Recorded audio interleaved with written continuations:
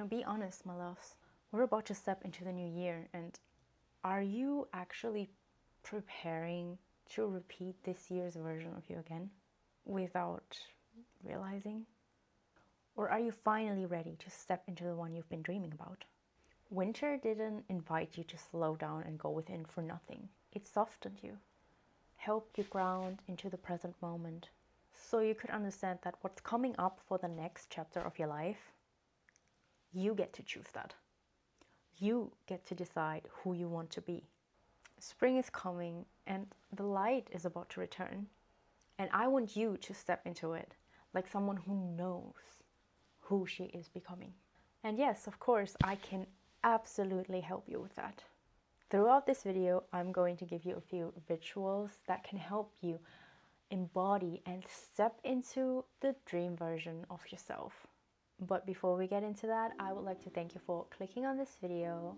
Hi, I'm Kay and welcome to Kaydom, a space where we come together to remember our crowns, to reclaim our thrones, and to connect or reconnect with our higher selves. This is a place where we honor and step into our power, treating ourselves like the queens and kings that we truly are. And if this resonates with you, then do feel free to subscribe and join our growing royal community. Welcome to the sixth and last video of the Winter Arc Transformation series by yours truly. Just make sure to check out all of the videos. I'll have the playlist linked in the description and at the end of this video as well. So however you decide to watch it, in whichever order you feel called to watch it, just make sure to watch them all and check it all out. Now, without further ado, let's get into the video. So as we've already mentioned, this winter, the season of winter, or this winter arc, has been a season of reflection and reclamation for you.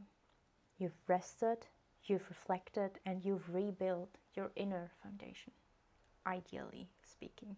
And now you finally reach the final step of the cycle of stepping into your true self, and that's identity.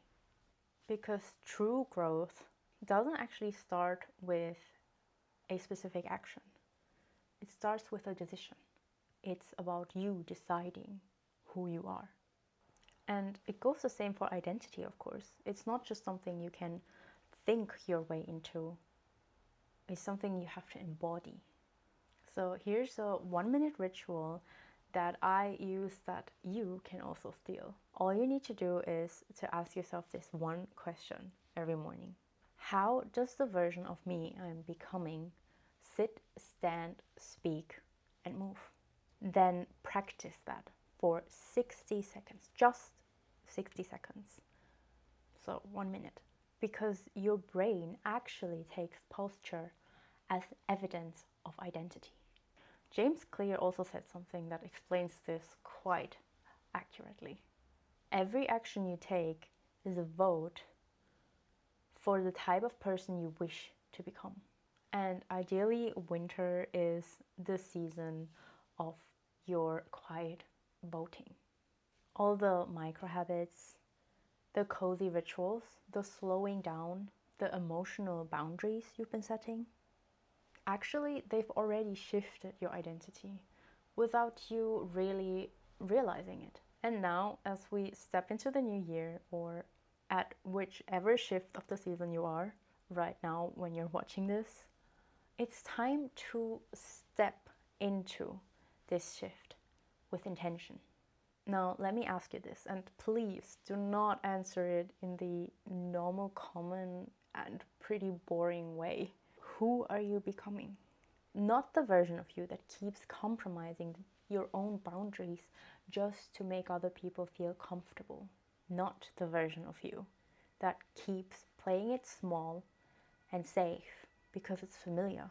And certainly not the version of you that keeps negotiating your own potential. No. Who do you choose to be when no one is watching? When the year is soft and new? When the light is about to come back and asks you, are you ready? This next chapter isn't about upgrading your habits. It's about upgrading your identity. Obviously, psychology also backs this. Your brain filters reality based on who you believe you are. So change the identity and the behavior naturally follows. And of course, BJ Fogg said this, as you may know, because I've mentioned this 10,000 times already. People change best when feeling good, which means identity too grows from emotion, not pressure. So choose the version of you that feels good, the one that feels aligned, alive, and unmistakably and undeniably yours. This is your coronation moment, my dears. Not a dramatic reinvention, a conscious evolution. Step into it. Now, here's a simple practice that can feel a little bit rebellious, depending on how you see it. Of course, your identity is shaped by what you tolerate or endure, as well as by what you no longer choose to entertain. So make it a thing for yourself to check in with yourself every single season and choose one thing that is a yes for you and one thing that is a no for you. This is how your nervous system learns who you are becoming. So there's also a thing in spiritual tradition where people keep a tiny object that represents who they are becoming, that represents the self that they're stepping into. You can do it too. It's called an identity token. So it could be anything. It could be a ring, a necklace, like mine, for example, or even just a note in your phone or a quote that you keep in your wallet. The point here is that every time you see it, your brain will get a cue. Something like, oh, right, this is the person I'm becoming. And it will become a little bit easier for you to step into that person, to embody that person, because you keep something that reminds you of this wherever you are. What's also helpful for stepping into the version that you want to become is an emotional entry point. So try this simple confidence activation ritual. Step 1, place one hand on your chest. Step 2, exhale slowly, at least for 6 seconds.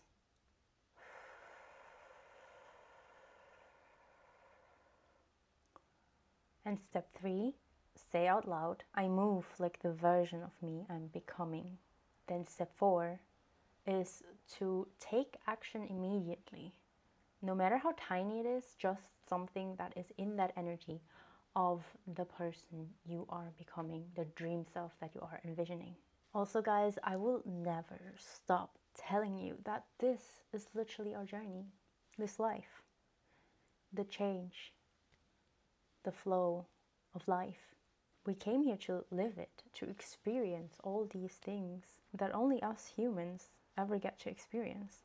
The feelings, whether we label them good or bad, to make mistakes so we can learn from them, learn about ourselves, learn about the world, learn about the people around us, to love and laugh and cry and be scared and have courage and do something stupid just to learn from it, only to do it again sometimes, to do and say and be as it feels right in the moment, to enjoy the air we get to breathe, the stars we get to admire, the nature that feeds and replenishes us in all possible ways. So don't be too serious about having to become a specific dream version of yourself first before doing the things and accepting the opportunities that are coming your way. Just be in the now and you'll see that life is always a gift. There's also a ritual that I love that I would like to share with you guys. Before every new season, write down 3 standards that you want to live by. Not goals, not resolutions, standards. Something like, I speak kindly to myself, I honor my energy budget, and I act in alignment with my words. Because standards shape identity far more than resolutions ever can. And if there's a part of you that you still judge or avoid, then try the shadow melt ritual. close your eyes and say, this part of me is also allowed to come with me. Because acceptance dissolves resistance. And identity can only become truly whole when there's not a single part being ignored, shunned, or left behind. And you know this exactly by now. I'm absolutely not a person to tell you to try to become a whole new person overnight, because that is not something that comes without any pressure. And as we already said, the best way to change is by feeling good, not by feeling bad. And pressure is definitely not going to make you feel any good about yourself. So you can use the 5% rule, which is something very similar to the Kaizen rule. Of course, like, it's not like you can determine whether it's just 5% or it's 1% or 2%, but in the end, it's just to add a little more than how much you added to the day before. So every day, just act a little more like the version of you that you're becoming. Embody it little by little. Because like I already said, tiny identity shifts beat massive, unsustainable ones every single time. Now, I would like to give you a few prompts for those who like to work with journal prompts to help you get clear on who you would like to become, what you're manifesting. The first one is, who do I want to be in the new year? And I'm talking about identity, not achievements. The second one is, what's one word that will guide me through the year ahead? It should be something that anchors you, something that shapes you. And if you are not sure yet what your word is, don't worry. Sometimes you just need a little bit of time to yourself to figure that out. And just let yourself really be honest.